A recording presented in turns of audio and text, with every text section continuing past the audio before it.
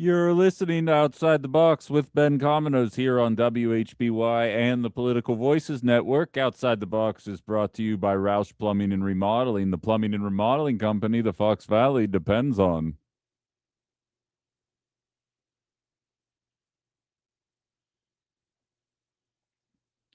Well, it's been a long 24 hours, has it not? Um, it's one of those kind of shows. I was prepared and still am intending to do a show highlighting the cost of what's taking place overseas versus the kind of programs that we're always told by both political parties that we are unable to afford here in the States. And I also wanted to highlight that it seems like one of the last kinds of bigotry that's still accepted in this country is Islamophobic and anti-Muslim bigotry. I am intending to do both of those segments still, but obviously that's been a bit muted given the acts of violence that have taken place over the course of the last 24 hours. And I have to say, um, I realize I swim in this soup every single day. My life, in terms of how I ingest news, is not the same as the average person's life in that regard. But there is something surreal about not being away from a screen for 30 minutes. Like I leave from work, I typically will go and grab a bite, whether it be at a restaurant or something to bring back to my apartment right after I get out of work. And then I come home, I eat, and I kind of set up shop for the next day. It's not a lengthy process. You know what I mean? It's not like we're in a huge town. I live 5 minutes away from the station. It's not a super long commute for me to be able to get back to the apartment right now. And the number of times that I have come home, I've made my way home after a short period of time of not being entrenched in the news 24/7 to only find out that something horrific has taken place over the course of the last couple of minutes is happening more frequently than I would like to admit, to be honest with you here. I kind of told the story in jest yesterday, but it is a true story that I took one Saturday to not be surrounded by screens. And when I came back to screen life, it turned out that we had started a full blown conflict with Iran that it looks like has taken the lives of even more armed service individuals from this country, on top of the countless amount of damage that we've done in the country of Iran, as well as to our American economy in a way that seems so unthought out that it's almost embarrassing. But more on that later. I need to stay focused. There were two acts of violence that were perpetrated yesterday, both against the Jewish community. And this isn't even the first time. I'll be honest, there's been a couple of different acts of violence that have been engaged in uh, by individuals that claim sympathies for ISIS. And when I see those kind of things happen, I start to get nervous because I know immediately MAGA is going to kick into gear about like this is indicative of the entire Muslim population. And maybe we should be awful to all these people. And sure enough, I mean, that absolutely started online and in on certain news networks. You'll never guess which one. But I also know that the Democratic Party is not that far removed from being able to do that either. And we're going to be focusing on that a little bit throughout the show today as well. Um, I did a program yesterday talking about how violence begets more violence. I made some coy comment about an eye for an eye. I'm pretty sure that was mentioned in a very old book. I said something to that effect yesterday before either of these things happened. There was an attack on a synagogue. And for those of you that are newer to the show, I am from Pittsburgh. I had been working in the media industry for all of 2 months when the Tree of Life shooting happened in Pittsburgh. And I'm sure most of you listening are probably familiar with that one. Back in the spring of 2018, a lunatic and anti Semite went into a synagogue in a neighborhood close to where I was living before I moved out here. And took the lives of 9 Jewish individuals in an obvious act of hate. A synagogue was attacked yesterday in Michigan, and it is being portrayed as an act of hate again, which it's pretty difficult to avoid addressing it as anything else other than that, right? It was an attack done by somebody specifically because they were targeting the Jewish population, specifically Jewish children. In an effort to inflict as most possible damage as possible. Didn't seem like this individual had the intention to get out of this out of this matter alive. To be perfectly frank, I haven't heard that anywhere. But just given the nature of what took place, driving a vehicle through the building, having it rigged to set on fire, potentially explode, shooting guns out of the windows. I don't think that there was an escape that was part of that conversation. I'm not going to say that anything justifies this, and I'm really picking my words carefully here. Nothing justifies this. This is an act of hate. And most importantly, I'm going to lean into the war that is taking place and the actions of Israel in a moment here. But it is important for me to say before I say anything else about this that the actions of Jewish people in America are in no way indicative of the actions of, that the government in Israel is doing. For all we know, that I mean, statistically speaking, there obviously are people that endorse what's taking place right now in Lebanon, in Gaza, and in Iran, and in several other instances around the Middle East. And that is absolutely their American right to hold those opinions. But inflicting violence on people that have nothing to do with the decisions being made obviously is only going to create more hatred, more bigotry, more of a tendency for these kind of things to happen in the future. To be perfectly frank, it's the exact same stuff that I have been saying about Israel's actions in Gaza post October 7th and pre October 7th. Trying to kill children or successfully killing children in the IDF's circumstance in Gaza will not address the issues that you see in our current socio-economic foreign policy situation that we have in the Middle East right now.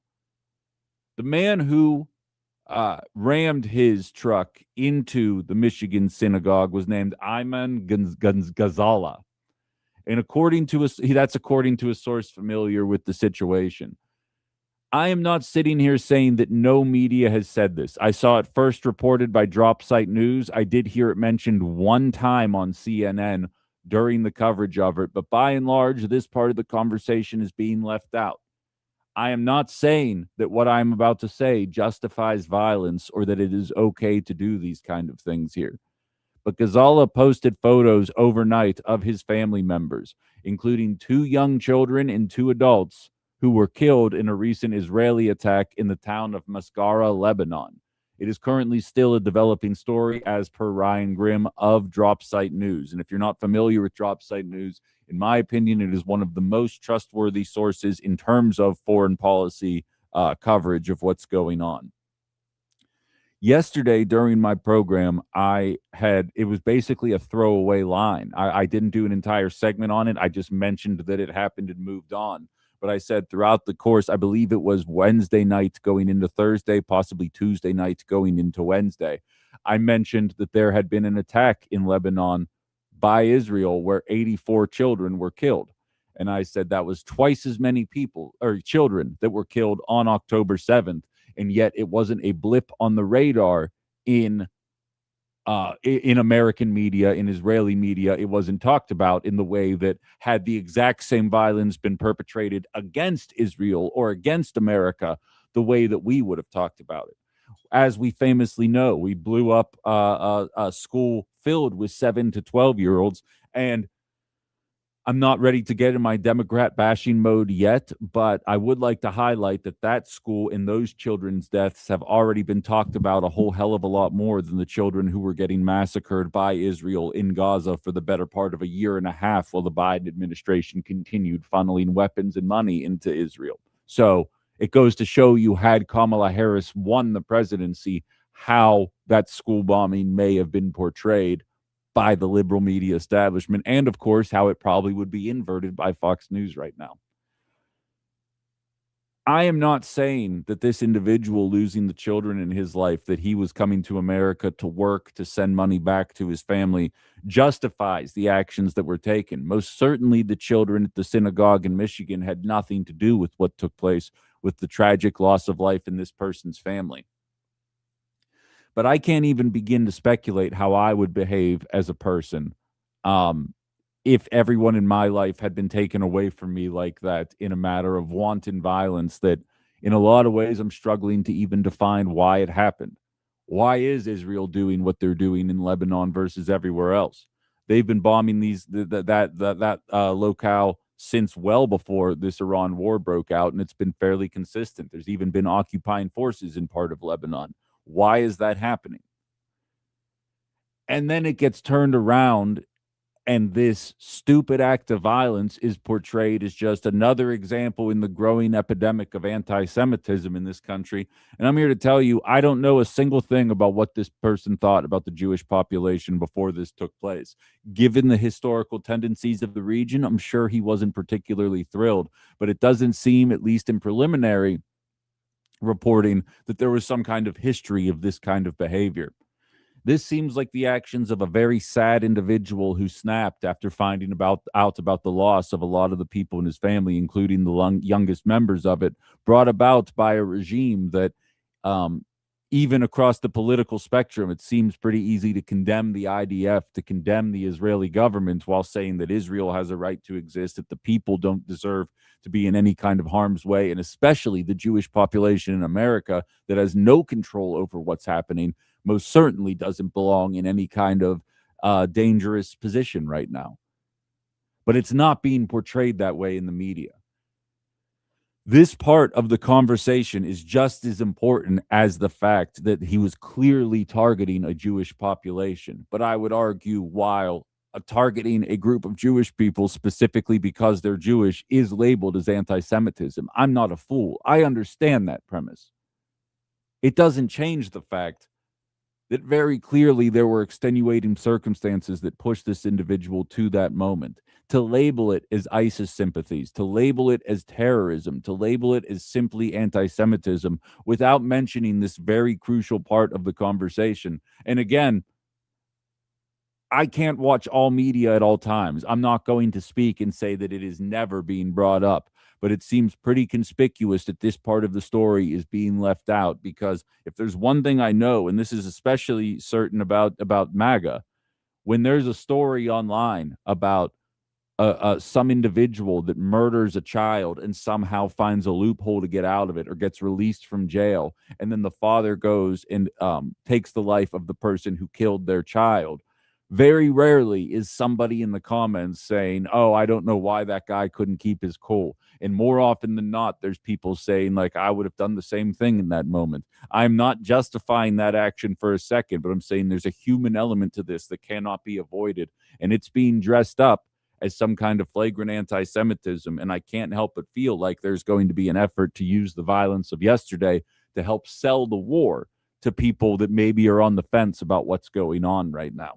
And while leaving that very important claim out of the conversation, the fact, I should say, out of the conversation, you are most certainly leaving some very important information out that would help people to understand exactly why we saw what happened yesterday happen. The shooting in Virginia is not quite as obvious as that one. One person ended up losing their life in that one. This person also expressed sympathies for ISIS, had been in custody, and had been released in December of 24.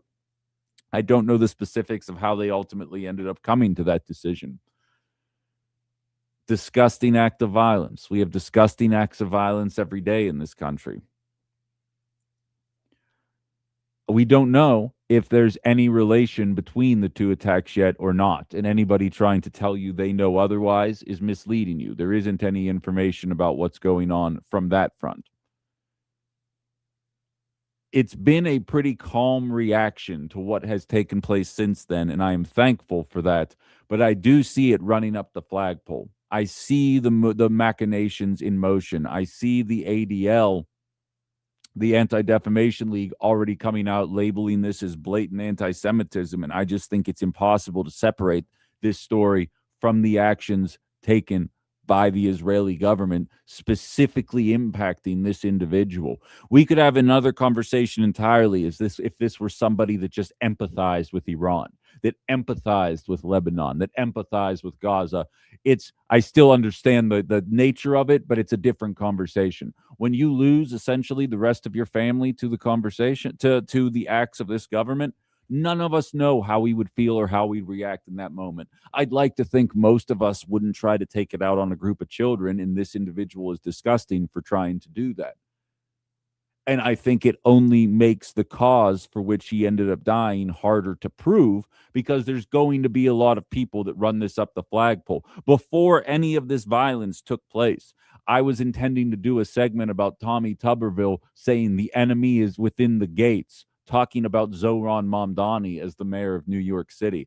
I was going to highlight Randy Fine of Florida and the Islamophobic comments that he was making about Muslims in America, because to me, it seems pretty clear that you're not going to be able to sell this war to any Americans based on wanting to bail out Israel. But it seems like it is a calculation of the Republican right that you can sell this war to the MAGA right by making it about anti-Muslim rhetoric. And it seems, unfortunately, like over the course of the last 48 hours, that they're trying that strategy, and more importantly, it's working. And then when actions like this, when events like this end up happening, it just provides more fuel, more fodder for the bigots within the Republican Party to be able to highlight this and say, see, these people can't live in civilized society, even though they were prepared to make those tweets even before the actions took place. The actions of a handful of individuals, as I oftentimes highlight on this show, are not indicative of the actions of an overall group of people. You'll never get me to commit to anything differently than that. Very sad day yesterday, though, and it's going to take time for us to move past it. That's for sure. And until we get all of the information, until we have a media infrastructure that's willing to always include every bit of the story, because again, wouldn't justify the actions, but I think there would be a lot of people in America today if every time you heard about the story, you also heard about what took place, what happened to this person's family. You don't think that we just created dozens of more terrorists in Iran by murdering over 100 children aged 7 to 12? You don't think that that's not going to be propaganda in their country for them to come and hate us, and then the people that control our military industrial complex in this country are licking their chops to try and convince the dumbest Americans that these people hate us for our freedoms, or these people hate us because of some other misguided, because of their religion, because of whatever the situation is, instead of the fact that we just murdered their children. They're obviously very mad about it, because I'd like to think that murdering children is kind of a ubiquitous thing that we should all condemn. Fortunately, I have enough evidence with a Democrat in power of the White House as well as a Republican in power of the White House to know that we have political parties that will work overtime to make sure that they can justify whatever violent action took place. I saw Tammy Baldwin, Landon Moore, actually, if you guys didn't notice, if you listen on YouTube or on the app or anywhere else, you don't hear the newscasts. But Landon Moore wasn't here for the 10 o'clock coverage because Tammy Baldwin was in the region making a statement about the war in Iran, and she condemned the violence that was going on there. I didn't hear any of those condemnations when hundreds of children were dying daily in Gaza, when Democrats had the power to stop it from happening. But you hear that school mentioned every single day since it took place, and rightfully so. It's a lot to take in, and it's a sad day to do this for a living. It's a sad day to be an American when you watch what happened, and I have to believe it's a sad day to be a Jewish American, because you realize that there are people that are going to externalize their hate for what the Israeli government is doing in attacks on people here in America. And this show will not stand for anti-Semitism of any kind. It shouldn't be a bold statement to say anything like that. But we also have to have this kind of conversation in good faith. And I don't believe, at least in Michigan, that this was an act out of hatred specifically for a group of people just for hate's sake. Virginia seems a little bit more clear-cut that that might be the case, but not so much in Michigan, and not reporting it on it that way, not talking about it that way, not highlighting what this person went through days before making the decision. I think that there's ulterior motives behind putting that narrative out there personally. Larry says Ron Johnson accepted 1.6 million. Tammy Baldwin has accepted 2.9 million from the AIPAC. Anna asks, how is accepting political money from a foreign identity not explicitly anti-American and illegal? Frank says, come on, Anna, it's a tale as old as time and it's been happening forever. That's oftentimes the refrain, and I refuse to accept that as an answer personally. The fact that it's the way that it happened doesn't mean that it's the way it always has to happen. But to answer the previous comment about AIPAC, what sticks out to me about AIPAC is during the Russia gate of 2016, that's what was initially implied. What the Trump administration, what the Trump campaign in 2016 was accused of doing is what AIPAC does every 2 years. And soon to be, it seems like what big tech ends up doing every 2 years, because there's like $165 million, I think, has been poured into 2026 to get pro AI candidates in Congress, regardless of any other beliefs that they may have. So we can kind of throw them in the mix as well. But in terms of, at least that's American. But yes, I'm right there with you. These guys are accepting this money, and it's pretty flagrant to me how how egregious it is, how obvious it is that you get the money and then immediately you're in favor of what's happening. I've been playing audio of Lindsey Graham. Ted Cruz walked out of a Christian event yesterday because people were booing him because he said it's important that we funnel our never-ending support dollars and livelihoods to Israel, and in a country where people are struggling to exist right now. No one's buying this. I had the professors on Wednesday. They said if we get good outcomes from this war, people's opinions of it will flip. It'll turn on a dime. People will begin to justify what's happening. They'll be on board with it. I'm here to tell you right now, nobody that can't get into a house is going to support this war, regardless of what ends up coming from it. Nobody cares. I'm promising you right now, nobody cares. Our text lines are blowing up here. Let's see what we got. This morning, this is from Jerry. This morning, I heard two news summaries, CBS and NPR. Both reported in their headlines he lost family members, Israeli attacks in southern Lebanon. Also, the Washington Post, suspect in synagogue crash, had lost family in his Israeli attack on Lebanon as of 5 minutes ago. So these stories, what's interesting is, Jerry, is it's becoming more prevalent today. And I wonder if independent media didn't exist, because the first place I saw it was Drop Site News. And again, they do phenomenal reporting and put the legwork in to demand that kind of trust. It's like when I see something reported in Lever News. If I see something reported in Sky News, I'm like, okay, let me get 3 or 4 more sources. If I see something in Haaretz or the Israeli Times, I'm like, okay, let me get a couple more sources before I do anything with this. I do that with everything, but there are certain institutions that I'm like, okay, if they're saying this, I'm going to get a second source, but I'd like to find out. I saw Drop Site reporting this at 4 p.m. yesterday, and it took until a little after 7 before I heard the first mention of it in any kind of nationalized media. And like I said, I appreciate you providing me the headlines and that's great work, and you help make this show more complete, and I appreciate that. But I oftentimes do wonder. It's the double-edged sword of social media. It's both obnoxious. It's a purveyor of fake news and fabricated news, but it also has some real stuff in there. And if you're willing to work for it, if you're willing to look for it, they really do good reporting. And I wonder, had that not been made public in the way that it had been, how many of us would know it and how many would be reporting on it in a meaningful way? It's definitely some food for thought. Ben says, Allah Akbar shouted in America, get them out of here. Well, he's dead, so no need to worry about it. Hate breeds hate, and the Republicans are masters of that, comes from one texter here. I mean, the people in Congress who are saying the stuff about Muslims right now are disgusting. And for those of you newer to the show, I joke, it's like my brother and I knew what woke was before being woke even existed. But one of the first friends I made in kindergarten was a Chinese kid that didn't speak English, but he was really good at Super Nintendo. So we had a really good relationship early on. The first friend my brother made when he started kindergarten was a Saudi Arabian kid. Their parents and my parents ended up becoming great friends.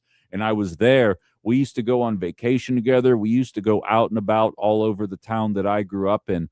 The day 9/11 happened, the only time we ever hung out was when we would go to one another's houses, because they didn't want to go out in public anymore because the anti-Muslim hate had grown so large.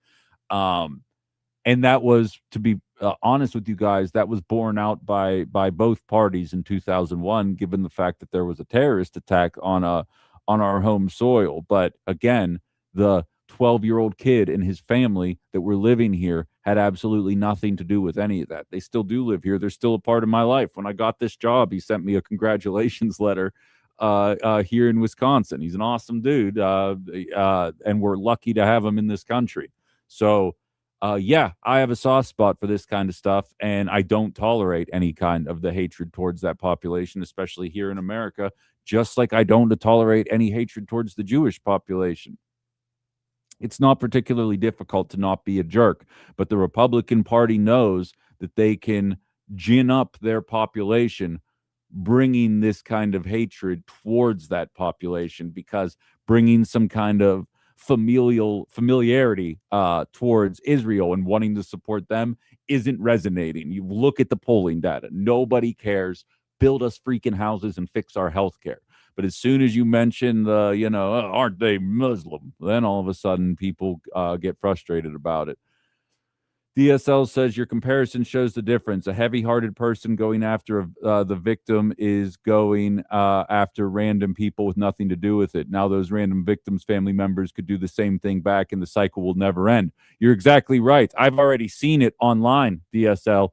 There's people, because again, I want to be very careful to highlight that I am not condoning what took place or using this as an example for why this is the why this took place and we all have to accept it. But the same population of people, Ryan Grimm posted this information on his Twitter account. And all the mentions afterward are from people saying, oh, so it was justified? You're saying this is okay? Which is never what he said. But the lack of irony that they realize is that it's the exact same justification that they were using for killing children in Gaza. It's cyclical in nature until we call it out for what it is. And when you have some of the loudest voices in media trying to tell you that this was in the name of hate for a population and no other reason, it is quite literally disingenuous. Putting headlines out there now, a little bit after the fact, is going to do a little bit of help to reverse it. I'm willing to bet you right now it has never been mentioned on Fox News. And if someone has a screenshot to prove me wrong, I welcome that. I do not have evidence of that. But based on the way the Republicans in Congress are reacting, based on what I've seen in online right-wing media, I am not seeing any type of honest or true coverage in what's going on there. So if someone can prove me wrong, I ask that you do that, please, because I absolutely will read that on the air. But your attitude towards this is exactly right, DSL. I got one here. It says maybe NPR is too mainstream for you, but they did report on the air this morning about the synagogue attacker's family. Yes, that's Jerry said as well. I appreciate the comment there. And again, it doesn't matter if it's mainstream. It matters if it's honest. I use mainstream sources on this program all the time. I'm not against that idea. But I also recognize that in a world where social media didn't exist, there would have been a whole hell of a lot more for support for Israel after October 7th, because the only place where it was showing what exactly was happening in Gaza post October 7th was in those independent sources. And the mainstream sources bent over backwards to ignore the reality until it was too late. And not until it was too late, until it was impossible to ignore it otherwise. At least that was my opinion of it. Ernie asked, since this was our country's mistake, couldn't we be held responsible? I mean, we absolutely are held responsible for the lives, but you're talking about the bombing of the school in Iran. It's easy to get confused, Ernie, because so many children are being murdered in the name of a war that nobody can really describe why it's happening. But you're talking about the bombing of a school where 170-ish children ended up getting bombed. This was in Lebanon that I'm talking about, where attacks overnight took the lives of 84 children. And that is where this individual, that was explicitly done by Israel. That had nothing to do with the American government, other than, the facilitation of our weapons, money, and support, but not the actual act of it. KG says, I work with lots of Muslim people. They're not the ones who worry me. Yeah, I'm right there with you. I'm absolutely there with you. It's disgusting to watch this kind of stuff happen. Okay, I see I have a couple of calls piling up here, but I am late to break, so I'm going to put you guys all on hold and we will get you on the other side of the break. Anybody else wants to chime in? 920-281-1150, 920-281-1150. That's a call or text line. We've got two callers lined up. The YouTube page is up as well, and it's active there on the chat too. Go ahead and hit that up. It's just at Ben Cominos, all one word with the @ sign. If you guys are interested in watching the show behind the scenes here. So we'll be back in just a little bit. You're listening to Outside the Box with Ben Cominos here on WHBY and Political Voices Network.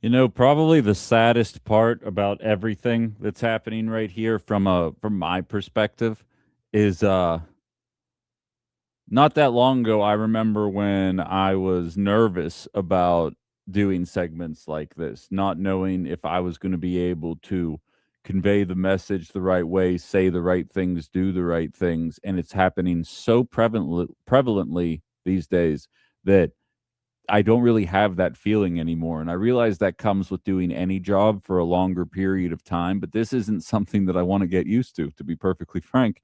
It's a strange sensation, to say the least, that how prevalent this is becoming in this country, and the way it's covered, the way it's discussed, the way it's talked about. I've got right-wing talking points in my text line that I'm just straight up going to ignore or not read because it actually breaks my brain to read them.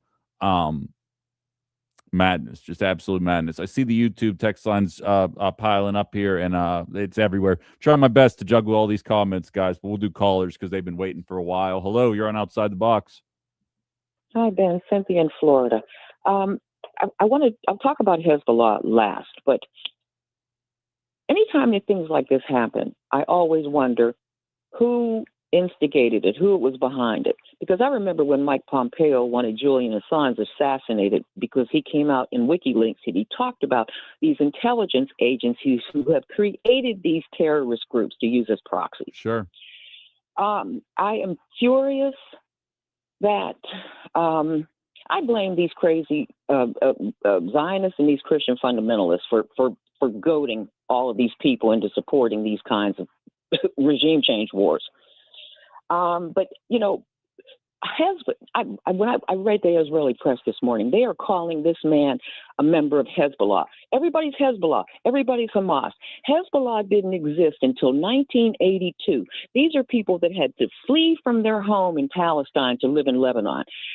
Israel used the Christian phalanges to massacre up to 3,500 people. That's when Hezbollah came into being. And there was the Shaber and Shatila massacre. And now what's happening, Israel is stealing more land in Lebanon because of this Greater Israel Project, or something I told you about that I read in the 80s. It was called the Oded-Yinon, Odedyinon plan. They have been planning this for decades, and we are all caught up in this madness. Yeah, I don't even have anything to add to that, Cynthia. I think you laid out the history of things there pretty succinctly, and that's exactly right. We're caught up in it. We're told we have to invest more in defense in order to keep it under wraps, and that's why we have to accept degradation in other parts of our society. It's disgusting to watch happen. Go ahead, yeah. And yesterday, I was kind of cut off when I was trying to tell you, Donald Trump got rid of the Department of Homeland Security that was to investigate internal lone wolf terrorist attacks. He did that at the end of 2025. This man loves chaos. He and his Epstein billionaire warmongers want chaos. They want us under attack. They want us angry. Yeah. He did that. You might be right. Hey, I appreciate the call, Cynthia. And she's right with a lot of what she's laying out there right now. I mean, a lot of these times, Julian Assange was labeled as a terrorist because he had the audacity to do journalism, which is kind of remarkable when you really stop and think about that for a second. By the way, shout out to one person on the YouTube text line who says this is the closest thing to mainstream media that they listens to Wajahat Ali, Daniel Moody, Allison Gill, Aaron Parnas, so many others.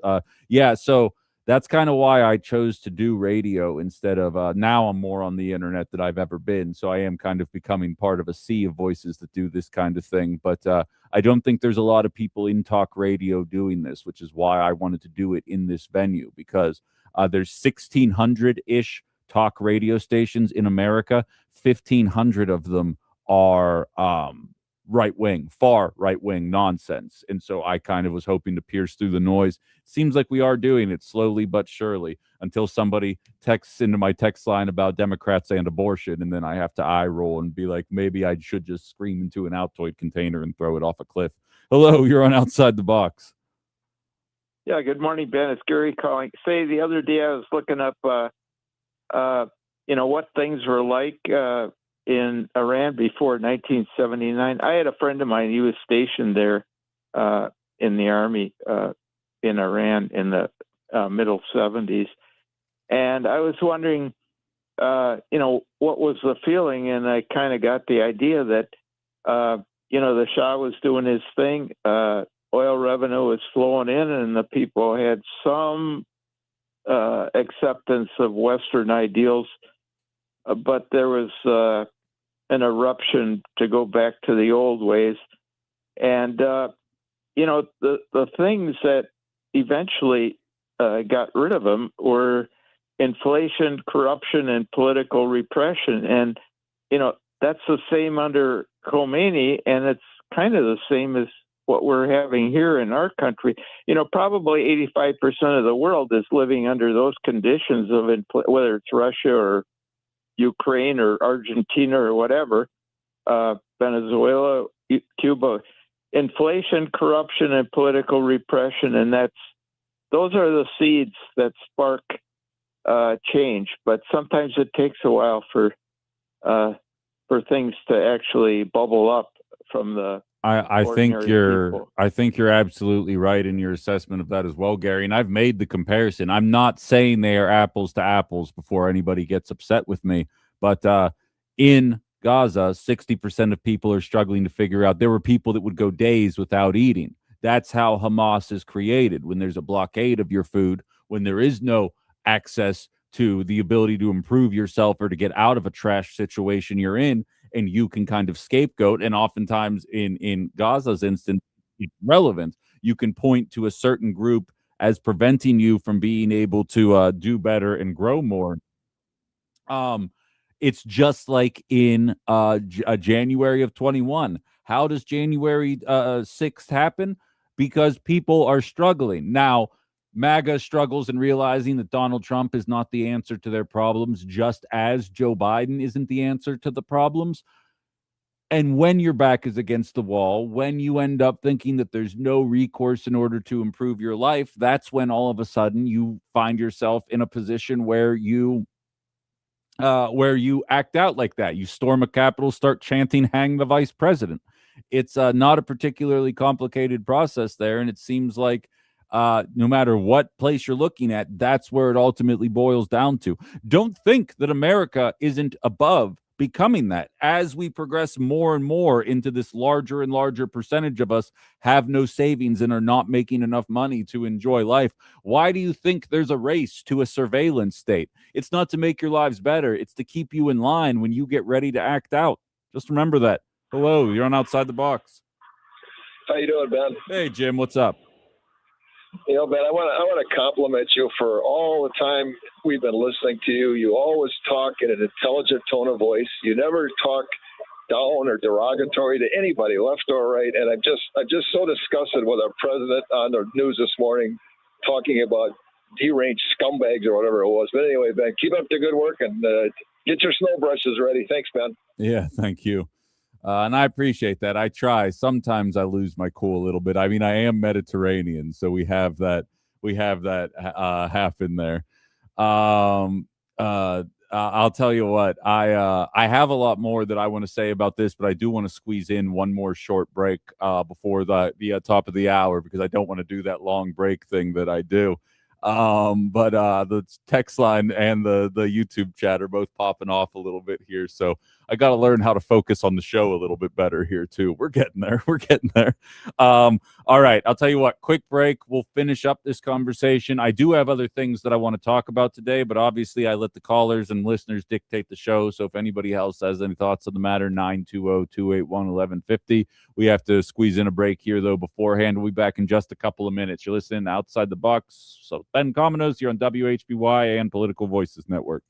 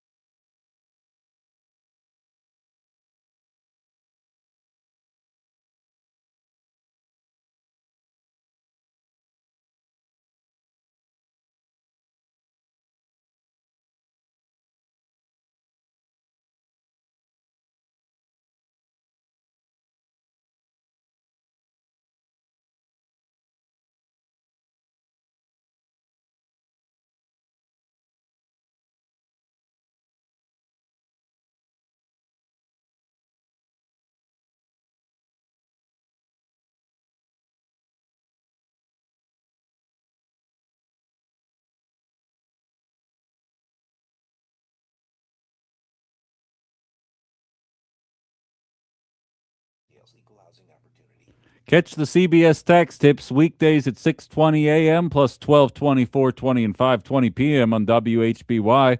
Brought to you locally by Hailing and Associates and Nina, an accounting firm dedicated to close personal attention, advanced training, and state-of-the-art tech. That's hailingandassociates.com.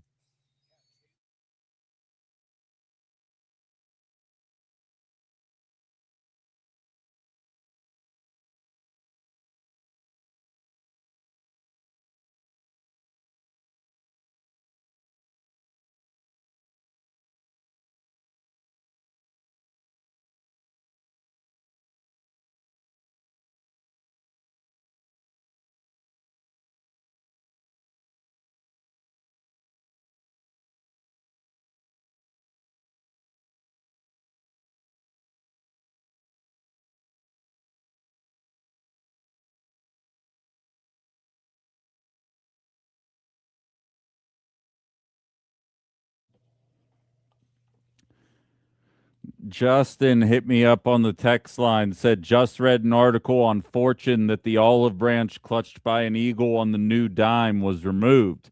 Now it only holds arrows, which its head faces. Truman made the eagle face the olive branch. These are new designs for the 250th anniversary, and that's an odd, if timely one. That sure is interesting, isn't it? Well, you got that. You got the changing of the name with the DEI Defense Secretary changing it from the Department of Defense to the Department of War. Clearly, there's like a gung ho nature, and realistically, I was planning on jumping into this in a more in depth nature in the 10 o'clock hour, but you're watching the morons at the White House right now share videos of video games. In regards to the military action that's taking place. And I'm hopeful because I happen to know this from personal accounting. Because when I first started this job, I was kicking around the idea of starting a Twitch channel where I was going to, on the side, talk politics on Twitch while playing video games to kind of reach a different audience. But I realized if you want to get one of those things off the ground, you have to do it like 10 hours a day every day. And I just simply do not have the time to be able to do it. But in my research to do so, I found out that you shouldn't play Nintendo games because anytime you use any footage of Nintendo games, whether it be, oh, I don't know, Wii Sports or anything of the like, they are very litigious. They move to get your video immediately demonetized, and they may even take further legal action, which I always found ironic because those Twitch channels, those streamers that play video games and other people watch them, it essentially acts as an advertisement for the game that you made. So I always wondered why they would do that, but they're a company and that's their own decision. I'm willing to bet that this Trump administration didn't ask permission to be able to make the videos that they're making with Nintendo properties. So I'm looking forward to seeing the reaction from that company to being utilized in a way that glorifies war for the apparently 12-year-olds that make up the MAGA movement these days, because that has to be the only population of people that are impressed by what they're seeing happen there. But there is a glorification of war that is kind of disgusting to watch happen under this administration.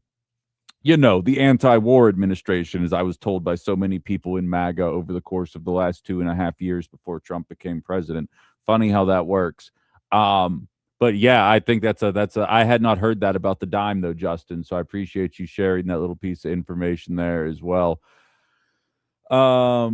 It's crazy that we're having to have this kind of conversation in general, in my humble opinion. But unfortunately, it's where we are. But with that, I'm going to put a pin in that conversation unless anybody has anything else to say. But otherwise, I'm going to pivot into the economics of all of it. If you haven't seen what I posted on my socials today, there's some evidence to highlight exactly how quickly inflation has snuck up on us in one of the weirdest ways possible. Check us out on YouTube at Ben Cominos. Download the WHBY app, Political Voices Network. You guys know the drill at this point. Too many things to say. I got to get out of here, outside the box.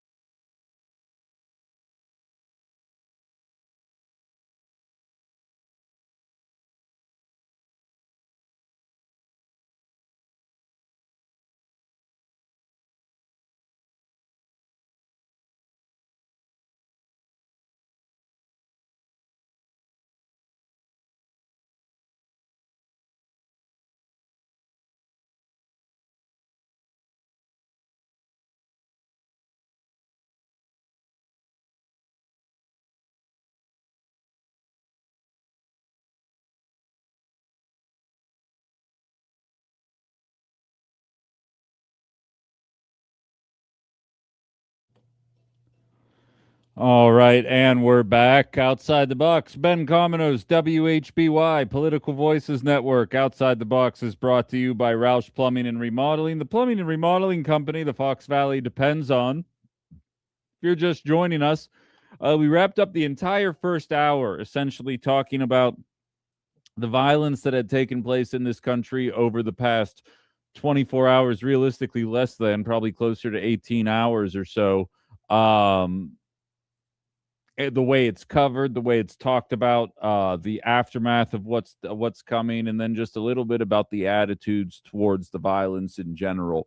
And now we're going to pivot into a different kind of conversation here. I see everyone jerking me around in the YouTube channel text a little bit here, and that's because I kind of let them know coming up next, I'm going to try something for my first time here. But I posted a picture available on my socials of two things because there's a lot of 90s nostalgia online right now, and I feel like that's common. Like anytime something becomes 20 to 30 years old, there's a nostalgia for what it is. It's the reason why that 70s show was a thing 20 years ago, right? So it would stand to reason that 90s nostalgia comes about now. What I'm realizing though is there's probably a couple of different reasons for why that is. So I'm going to try and share the screen on the video feed here. It looks like that's not going to work actually. That's fine. But the long and short of it is there's a Macaulay Culkin style character sitting next to the beefy 5-layer burrito at Taco Bell, and it's 89 cents to buy it. And the kid, he's looking 90s as hell. He's got that blonde hair. He's got the gold chain, red shirt. And then it shows you the beefy 5-layer burrito today, and it's $5.36. That's a 6 times plus. It's more than a 6 times increase on what the cost of this burrito was. You don't get more. It's not bigger. It's just that's how much inflation has hit us over the last 30 years. Other shoe dropping time. Actually, this isn't a video from the 90s because the beefy 5-layer burrito was not invented until 2009. This is to show you that over the course of 17 years, the cost of this particular food item has become more than 6 times expensive. You know what else happened in 2009? It was the last time the minimum wage was increased. How many of you guys have noticed a 6 times increase in what you're taking home every single week? What's that? The answer is none of you. Okay, good. That's what I thought the answer was. Of course, none of you have seen that much. We'd all be incredibly rich people if that were the case. There is a real conversation to be had about the cost of living. There is a real conversation to be had about the government's role in reining in cost of living. But this is what we're dealing with here. Obviously, MAGA doesn't mean business. They're the pro-billionaire party. They want to cut taxes for billionaires, cut access to social programs, and literally nothing else, and then just pretend that prices are getting lower. Trumponomics is really working for them. Here's the crazy part, though. I'm old enough to remember watching the mayoral race in New York, and there were claims about a free bus program in New York City, right? We're going to make the buses free so that everybody can ride them to get where they need to go, and they do not need to spend such large sums of their hard-earned money on the process of getting to and from work because cars are so expensive. And to be frank, navigating New York City in general is not a particularly exciting prospect for a lot of people if you've ever lived or even been there once. You probably know that that's the case. And what did everybody say when he proposed free buses for the people of New York? Well, how are you going to pay for it? What are you going to do? You're going to raise taxes on everybody in order to be able to pay for it? Money doesn't grow on trees. These progressives just don't understand how the economy works. 2 days of Donald Trump's war of choice in Iran would fund 8.5 years of Mamdani's bus plan. So the thing that politicians, Democrats included, Blue MAGA Dems included, the bus program that people claim was too expensive, would have required tax increases, was out of the question in terms of being able to fund it. Turns out 2 days of blowing up schools and making life miserable in the Middle East and creating thousands of new terrorist cells as a result of our and Israel's actions in the Middle East. That is not a question about where we're going to find the money. But it turns out that Mom Donnie is a pie in the sky socialist who has no idea how government really works. Are you starting to see the games that are being played yet? I really hope that you understand that. 8 weeks of paid leave for every new parent in 2025 would cost this country $10 billion. We spent $3 billion more than that in the first week of war in Iran. Covering community college tuition for every student that is currently enrolled in college in a community college would cost $10.9 billion for the year. We spent that in the first week of blowing up school children in Iran. Are you starting to catch on yet to the games that are being played yet? We're kicking people off healthcare. We're kicking people off SNAP. We already have a cost of living crisis that precedes COVID that was only exacerbated by COVID without anybody having any interest to try and address the cost of what's going on. We have watched the cost of the 5-layer bean burrito at Taco Bell, something you know I eat so often. I've definitely had a taco before. It was a 5-layer bean burrito go up by more than 6 times since 2009. You know who had control of the government since 2009? Everybody. Everybody had control. A full Democratic control government, a full Republican control government, and a mixed bag.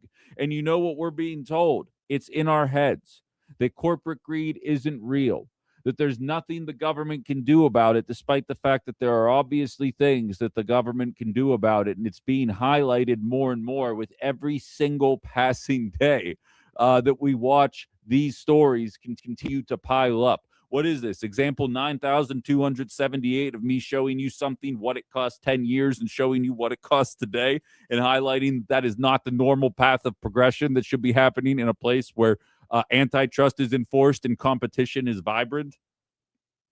Meanwhile, you're going to watch oil prices go up. And I'm willing to bet similar to what took place after COVID and similar to what took place after the war in Ukraine started, you're going to see oil and gas companies jack their prices up even further beyond the level that they have to jack their prices up based on where the prices go.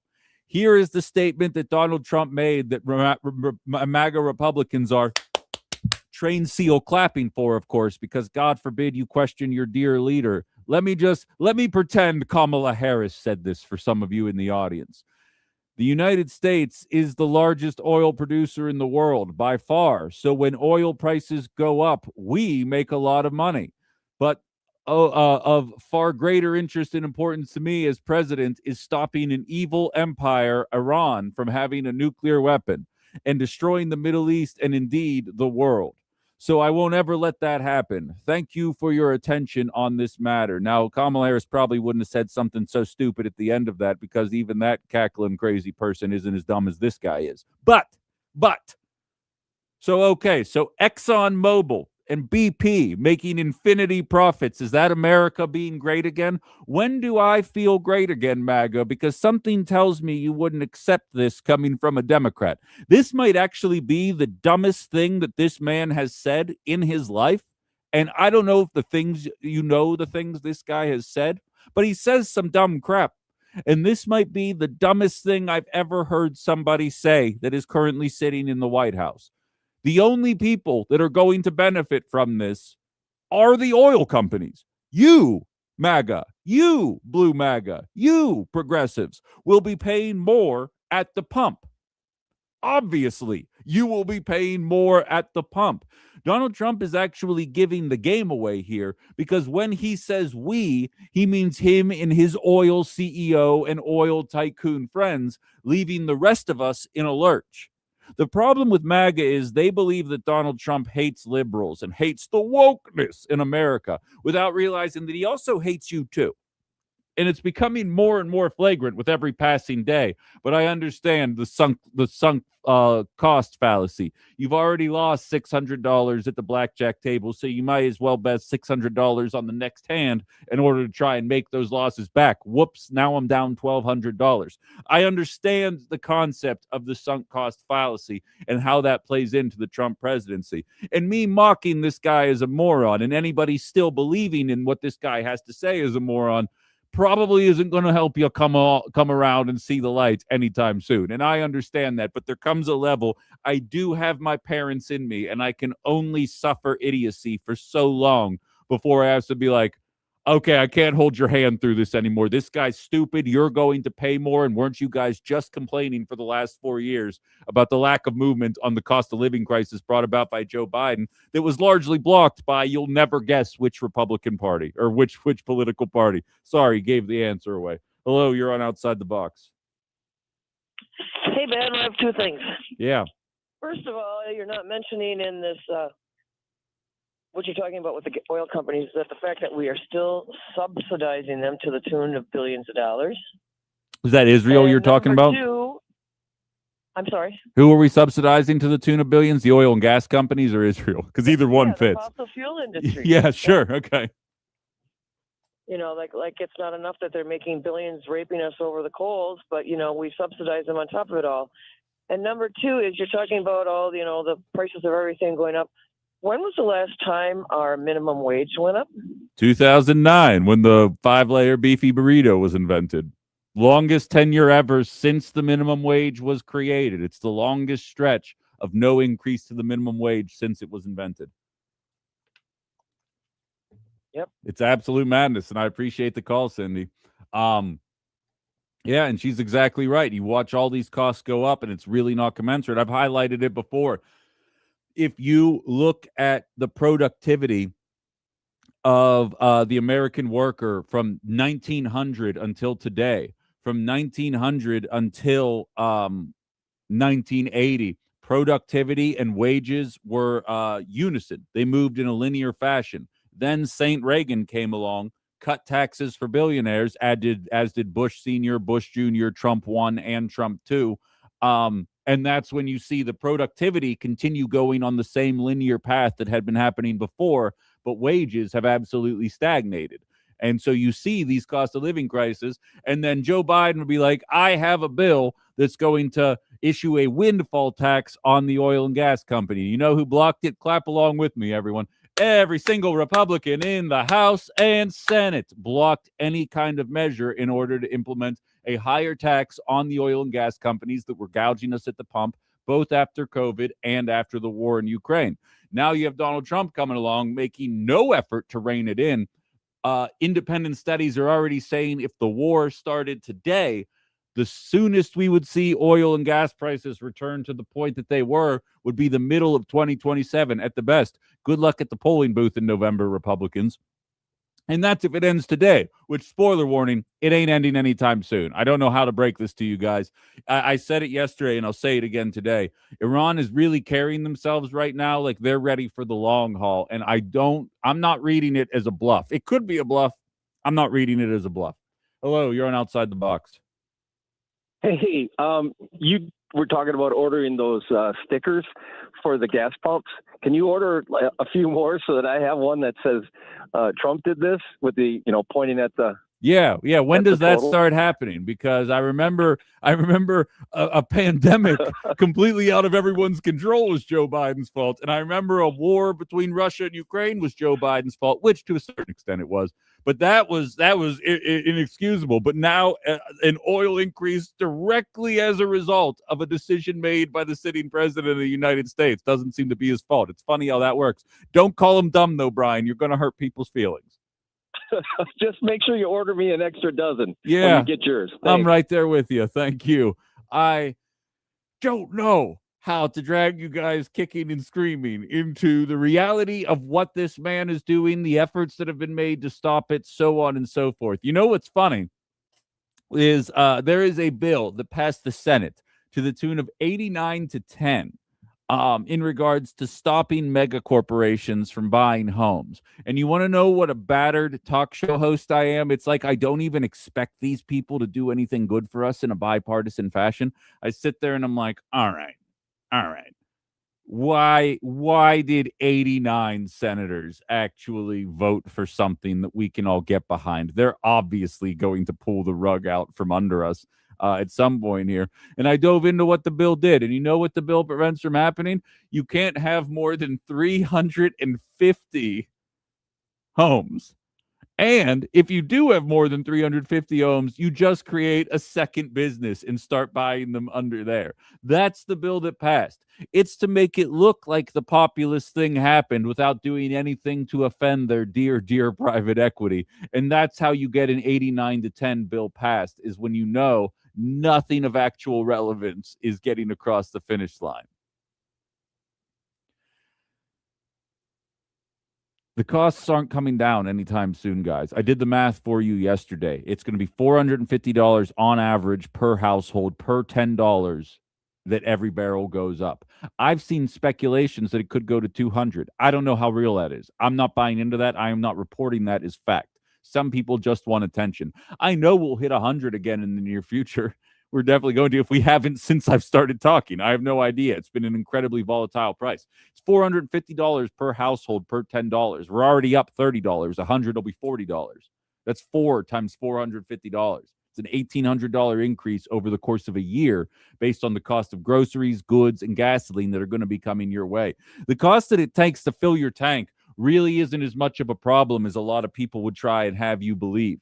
It sucks. I'm not saying I want to pay more for it, and I most certainly don't want to pay more for it in the name of enriching Exxon CEOs and the like. But the fact of the matter is, I have a 12 gallon tank, right? I really don't do a lot of driving. Some of you do a lot more. I'm just using my own personal experience. We're right now, gas is 60 cents more expensive than it was pre Donald Trump's war of choice in Iran. On a 12-gallon tank, that's an extra $7.20 every time you fill up. I fill up about every 10 days or so. What do we talk about? Well, like, what are we talking about here? $7.20 isn't the end of the world. I wouldn't want to take part in that. But if it's the way it has to be, so be it. If there had been some kind of massive horrible storm that took out our infrastructure, if something out of our control took place and we had to pay more at the tank and it totaled 700 or $7.20 per fill up, I'd be like, well, this sucks, but like, what are you going to do? Hurricanes happen, whatever the situation is happen, and we're just going to have to suck it up until we can figure out a way to get around it. It's everything else that gets impacted that's going to add up on this. And it's going to add up very quickly. And then there's the conversation of corporate greed. Do you think the party of cutting taxes for billionaires is going to be the party that's going to rein in corporate greed? I've got an answer. I think you guys know what the answer is. What do you guys think? 920-281-1150. Michelle says, I have actually started clapping along when I'm not driving, of course. Another great show, Ben. Thank you very much. Yeah, definitely don't do it driving. But if you're not driving, it's a matter of highlighting the reality. You want to get mad at Democrats with me? Absolutely. But you don't have the shield anymore of Republicans not being in power. Republicans control this puppy, and they're not doing a damn thing to fix it. And then, quite frankly, they're doing more to upend it. Serious question right now. Lord knows you guys know I don't buy into the concept of trickle-down economics. Something does trickle down on us. It just ain't money. You guys tell me. We just cut taxes for all these people in any industry. All CEOs, all mega multi-billion-dollar corporations, all got massive tax cuts for the second time in as many Trump terms. I'm sure this time we're going to see the windfall any second now. I'm very excited for that. I'm sure it won't get pumped into stock buybacks or CEO bonuses or anything like that. So let me ask you, they're going to receive massive benefits in the way of not paying nearly as much taxes as they had been, right? So that means they realistically don't even have to raise their prices that much because they're already raking in even higher record profits than they were during the Biden administration, and they have the wiggle room in their books in order to absorb those losses, right? Because they're not funneling it into raises. They're not funneling it into better products. They haven't been investing in bettering their services in any way. So they just have the money. They're receiving the money as a result from us. So, in other words, it's a government subsidy for the welfare queen billionaires that you guys seem more than happy to point out anytime a mother buys her child a bag of cookies on SNAP benefits. Where are you on this one, guys? They just received a massive tax cut at the hands of Uncle Donnie and the hands of the MAGA Republican billionaire kiss ass party. Where are we in terms of keeping the prices where they are because they received the benefits from this Republican Party? 920-281-1150. That couldn't mean, that couldn't, no. Does that mean trickle down economics was one giant lie every single time a Republican did it and people are only just recently waking up to that? That couldn't possibly be the case, right? At least our dad president's telling us that this is actually better, that oil and gas companies are going to charge us more. And I have lost the capacity to think for myself. So it must be true. Phil sent me a picture of the sticker. I actually found that one as well. I was trying to find a way to send that to people. It's a picture of Bibi Netanyahu, Donald Trump, and the ghost of Jeffrey Epstein all pointing, and it says, "We did that." In the name of oil and gas prices. Ernie says Dave Ramsey got a solution for the minimum wage. Get a second job. Yeah, anytime I talk crap on Dave Ramsey, Ernie, that's when I get the most hates that I ever get on this show. You know what I mean? People, for the record, he does have, like, in terms of getting out of debt, yes, that's obviously the right move, but getting out of debt's a little bit easier when you were born into the welfare generation like Dave Ramsey was, as opposed to the millennials like we are. Joe says, yesterday I saw Trump answering questions and he just doesn't have the I have no idea what you're saying here, man. To confidently answer any kind of wartime question while trying to say that it's a conflict. Oh, yeah, what was it? He said it was an excursion when he meant to say that it was an incursion. Meanwhile, it's obviously already spiraling into full-blown war territory. My favorite one, Joe, is when he says, this war will end when I want it to end. Like, just imagine. At one point, he said, we started this because of a feeling that I had that Iran was going to attack. Picture a woman president saying that we started a war because of a feeling that she had. You tell me what the reaction from the MAGA right would be had Kamala Harris said, I started a war on a feeling. Would it be, oh, thank goodness she had that kind of intestinal fortitude to stop this 47-year-old war that you never heard me talk about until I heard Fox News say it a whole bunch of times? You think they would be approaching it that way, or do you think there might be a different attitude towards this? I don't know. I'm not a fortune teller, except for I absolutely do know, and they wouldn't have reacted that way. Come on now. We have to squeeze another break in here, guys. It's that 10 o'clock hour on a Friday. You guys know me at this point. Sometimes it gets a little off the rails, but we got to get this one in here. 920-281-1150. Check us out on YouTube. You can find me. I have the link up on my Facebook page right now. You can just follow that. Please click the subscribe button while you're there. It's at Ben Cominos if you want to search it in the search bar. All one word, and you need that @ sign to do it. But every subscription helps as we're trying to get this thing off the ground here a little bit. It will be on the HBY Facebook page soon enough too. This is kind of a practice phase right now, but may as well capitalize while we're doing this, right? And of course, there will be a rebroadcast on Political Voices Network at 1 p.m. Central Time with a lot more bells and whistles than what you're getting here during the live program as well. Feel free to check that out too. We have to get to break. We'll keep this conversation rolling on the other side. Outside the Box with Ben Cominos here on WHBY and Political Voices Network.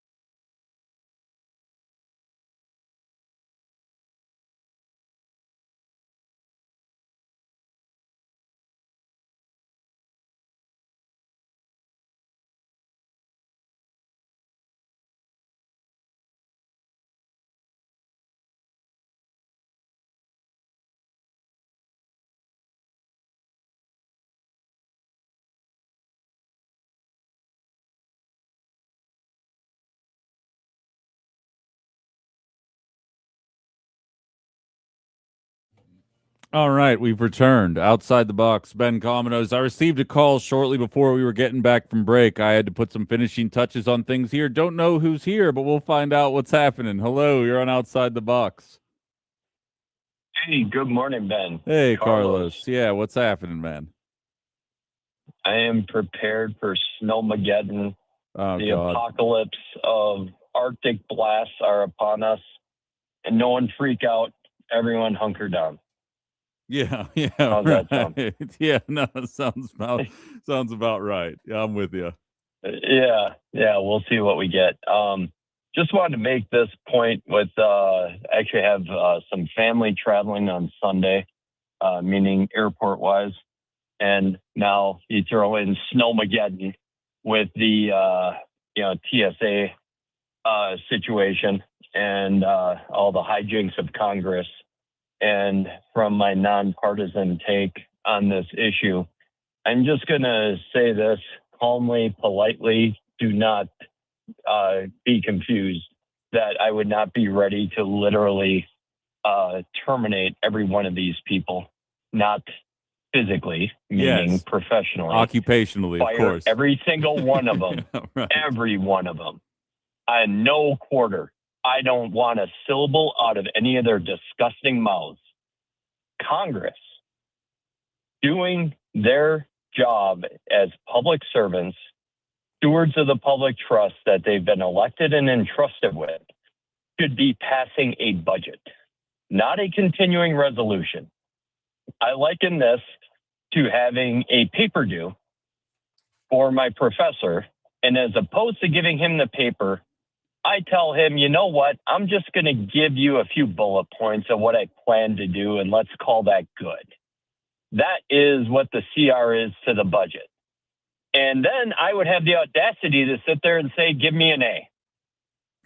And that professor, if they had any backbone whatsoever, would utterly reject it. I would get the grade I deserved, which is an F for fools. And there you go.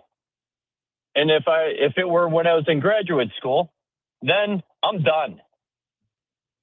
Yeah. No. C's are failing in grad school, not B's. I get what you're saying, and moreover, Carlos, the way they play politics with this kind of thing, because you see them, it's the whataboutism, right? Because right now you're standing there with a Republican trifecta, and they're trying to say it's because Democrats won't play ball. And so, what's their response? Not to try and find a path forward, but to show tweets of Jim Jordan saying Democrats have a trifecta. Any shutdown is on them. It's a matter of all politics boils down to, in my opinion, in 2026 is trying to figure out a way to get the bulk of the blame to fall on the party that isn't yours. And however you get there, that's how we'll get there. And you got these people spinning Ben, circles. Go ahead. Ben, I'm sorry. I guess I didn't make myself clear. I don't have a fornication about any of that. Do your job or be fired. Oh, yeah. No, simple. I don't know. Not a word. Not a word. I don't care. Don't tell me about your dog's grandmother's ex-neighbor's best friend's gout that caused you to not get into Congress to sign the bill. You're fired. Go away. I'm right there with you, man. I love the attitude. Brian out in Fremont's right there along with you, and I appreciate the call. I think he's spot on with his assessment. And like everybody's hands are dirty in this matter. And at the end of the day, it is people working in TSA. We had, I believe it was Kathy yesterday, who texted the show and said, "Can they hire part-time retired employees to work at TSA?" To kind of bolster things along here because people are struggling so much. And I loved her attitude towards that, but I get it. And he's not the only one that feels that way. And Brian's saying, I wonder how many people feel like that if we could fire all members of Congress on both sides. I mean, I think that's what January 6th was all. I'm joking. I'm joking. Don't come at me for that one. But yeah, I think there are a lot of people that feel that way. And what's funny is, and it's what keeps percolating through this show, is I will highlight around the country candidates who are actually running for something outside of the duopoly. And every time one of those candidates come about, You watch the entire media infrastructure and both political parties try to stomp him out. I don't care if you're in favor of Zohran Mamdani's policies or not. He sure as hell ain't a liberal, and he's definitely not a conservative. I don't care what you think about Graham Plattner. He's not a liberal, and he's definitely not a conservative. They address the fact that we shouldn't be sending money overseas. We shouldn't be doing war. We should be creating programs that facilitate the growth of the American middle class.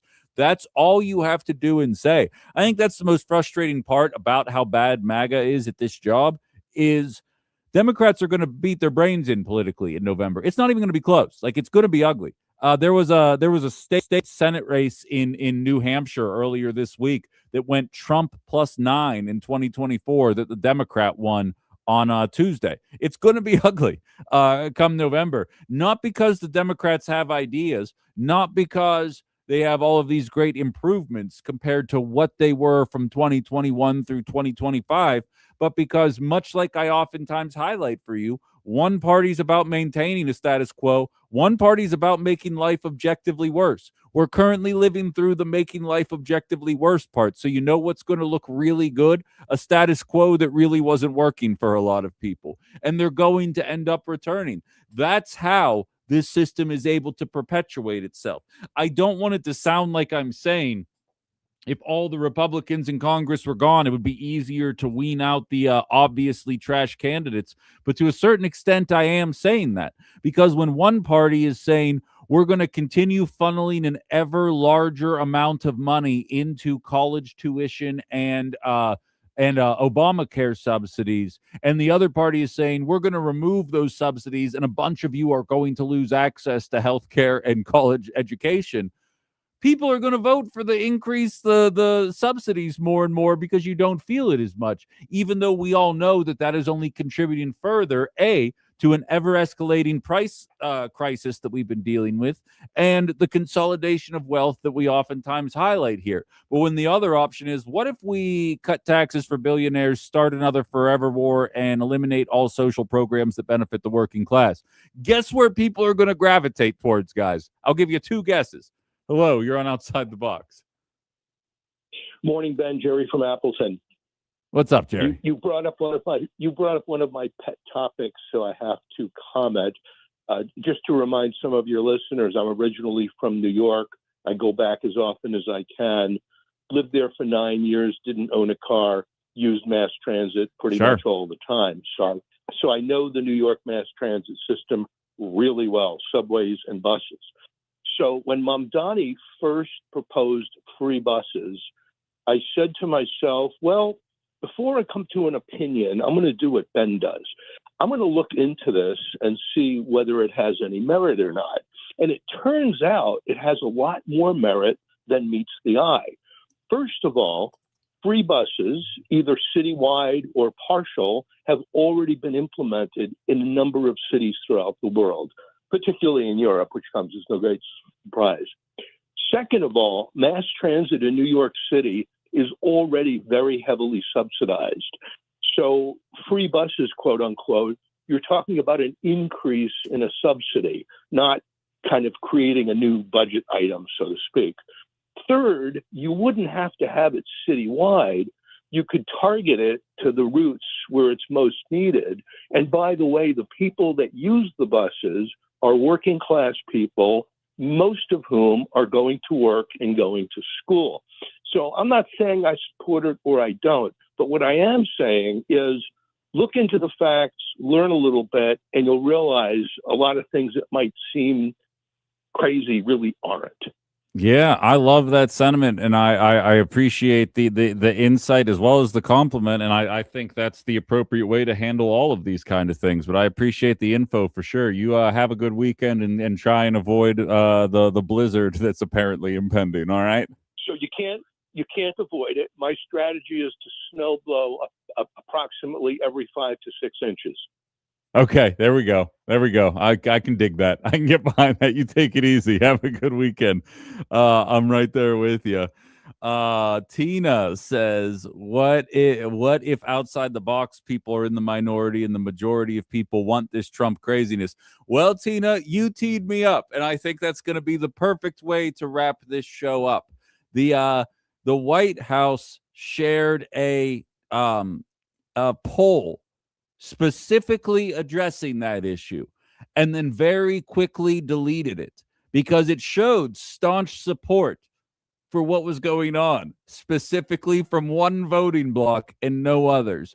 We're going to talk about what that looks like on the other side of the break. You'd think Tina's on the payroll. I love you for that. We'll do that on the other side before we end up calling it a week here, guys. Stay tuned. I'll take a couple more texts and we'll check that YouTube chat line as well, see what's going on there too. Lots of new sources to try and keep the info straight here.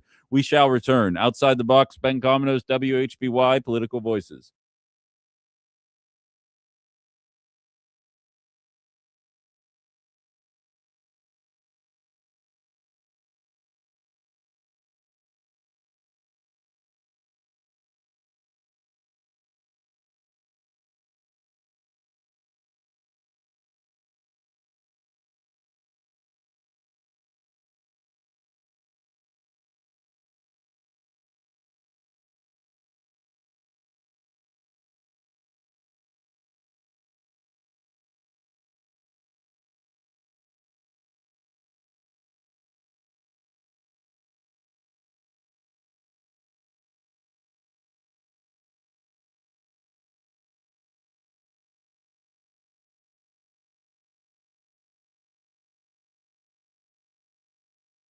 And Green Bay, or virtually.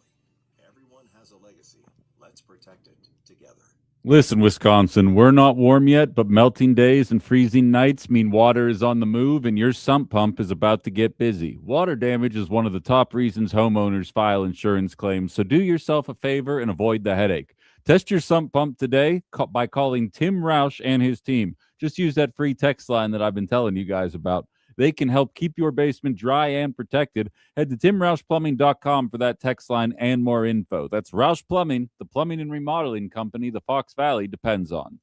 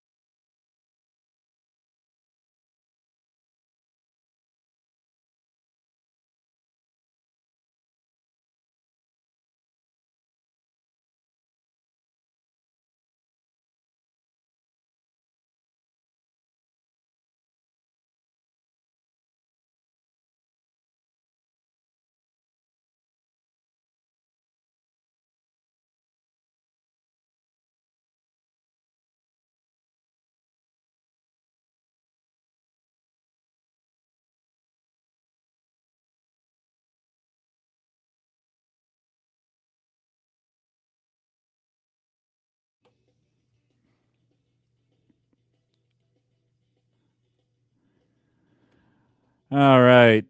Sheila says, Ben, Jerry forgot to mention that the bus will run the route regardless of free or payment.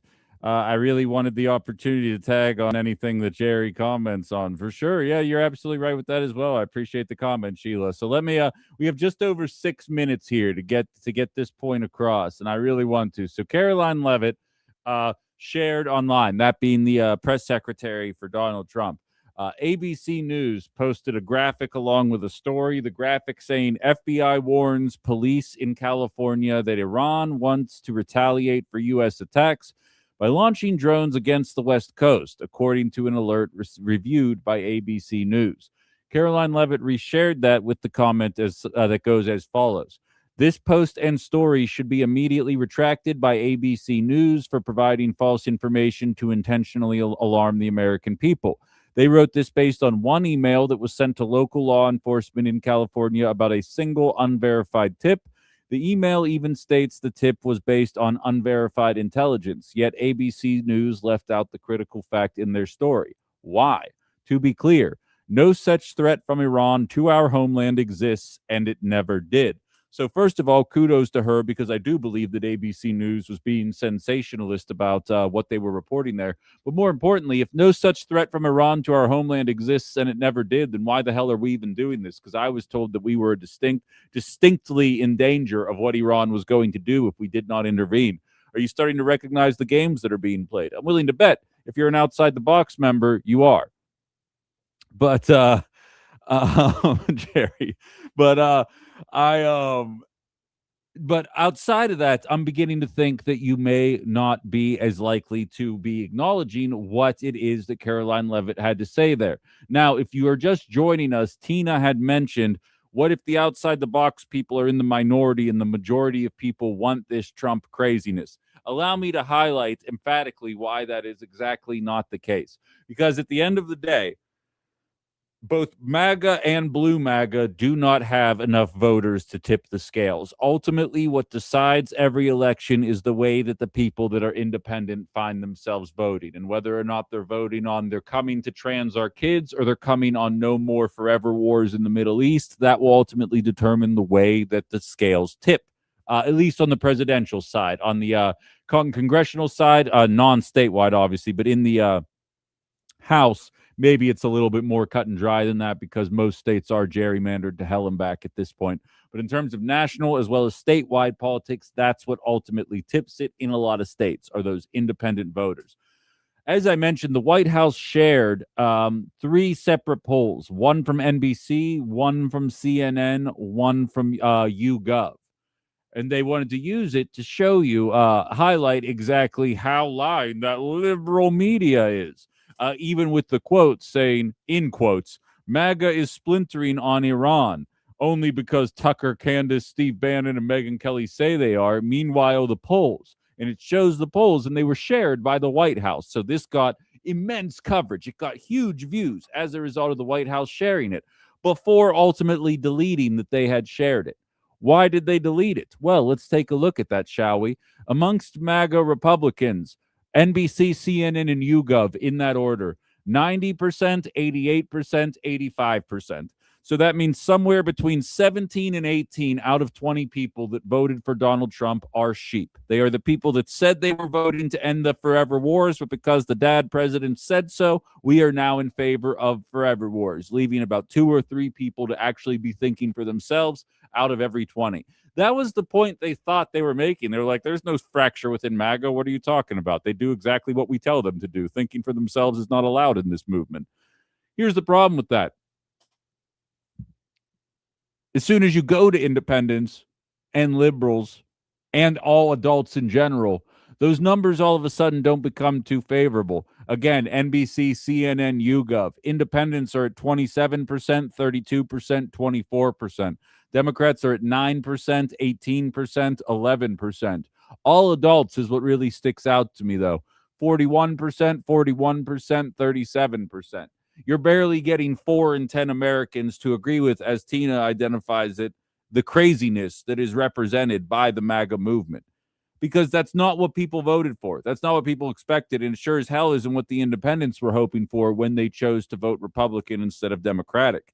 They're coming their trans to kids away, MAGA. They're not going to question what's happening. But for the people that are actually not beholden to a political party, for the people that are thinking for themselves, for the people that recognize that a 5-layer bean burrito should not be 6 timesing their price over the course of 17 years, despite the fact that there really isn't that much of an increase in the cost to make one. They are expecting something better out of their elected officials rather than tax cuts for billionaires and another pointless war that nobody in the administration can really describe how we even ended up there. Every set of data that you are looking at shows that nobody is marching to Donald Trump's fight outside of MAGA, which only comprises about 27 to 30% of the population. Nobody wants this. And as has been highlighted on statewide elections, as well as random state senator and state assembly elections all across this state, Republicans have snuck a couple out of there still, but you're watching places that went +9, +12, +15. Donald Trump all of a sudden swing Democratic because people feel abandoned. There are people, and trust me, I lived it, right? I talk about it all the time. In an election year, I had to struggle with the fact that I grew to realize that blue MAGA liberals are not anti-war. And I knew Republican Party wasn't.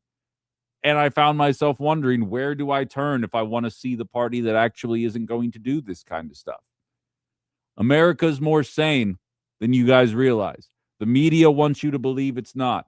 That's why I started this show, to break through the noise, and we'll do it 2.5 hours at a time here. And with that, download the WHBY app. Check me out on YouTube. It's at Ben Cominos. I have a TikTok now. Maybe give that a whack. I'm Ben Cominos with a space. Plenty of ways to find me and keep up with me when I'm not on the air. I hate selling this as much as you guys hearing it, but this is the kind of crap I have to do now in this industry. No one's making me. I just have to do it. I have to go. Have a good weekend. Everybody stay safe from the snow, and we'll be back on Monday to break down whatever happens. Haley's up next, Outside the Box.